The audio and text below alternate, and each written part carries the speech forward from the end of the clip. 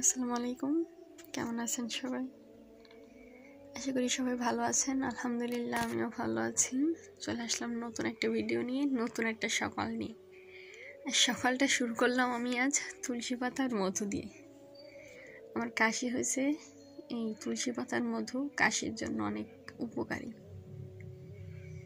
তো সেটা খেয়ে আজ দুপুরে আমি বড়ই ভর্তা বানাবো, সেটা গোছাচ্ছিলাম, খাবো।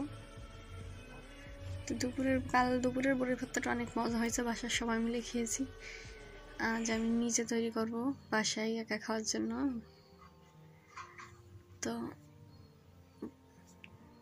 বড়ি ভর্তাগুলো পাটাই করবো আজকে, কালকে হামানে করেছি। পাটার বড়ি ভর্তা খেতে ভালো লাগে, দেখে মনে হচ্ছে অনেক স্বাদ, আসলে অনেক স্বাদ লাগছে খেতে। বড়িটা অনেক ভালো ছিল, টক মিষ্টি মিষ্টি। আমি কাসন দিয়ে আর ধনেপাতা দিয়ে মাখাইছিলাম। দুপুরে বড়ই ভর্তা খেয়ে আমি আজকে নতুন আলাদা একটা কাজ, মেয়ের অগোছালো কাজ বাজ। ও অনেক খেলনা কিনে দেওয়া, কিন্তু খেলনাগুলো নিয়েও খেলে না, শুধু ছড়াই ছিটাই রাখি এখানে। তো আমি একটা খেলনাগুলো ব্যাগে করে রেখে দিই। তো অনেক দিনই হয়েছে ব্যাগটা বাইর করি না, আজ বাইর করে খেলনাগুলো সব পরিষ্কার করে ব্যাগটা ধুয়ে দিলাম। একটা ব্যাগে রাখে যত দূর ধরে, ওর খেলনার কোনো ঠিক নাই। ওর খেলনা রেখে সবসময় আমার দরকারি জিনিস, আমার রান্নার জিনিস, হাঁড়ি পাতিল খুচুন, এগুলা নিয়ে ওর খেলা।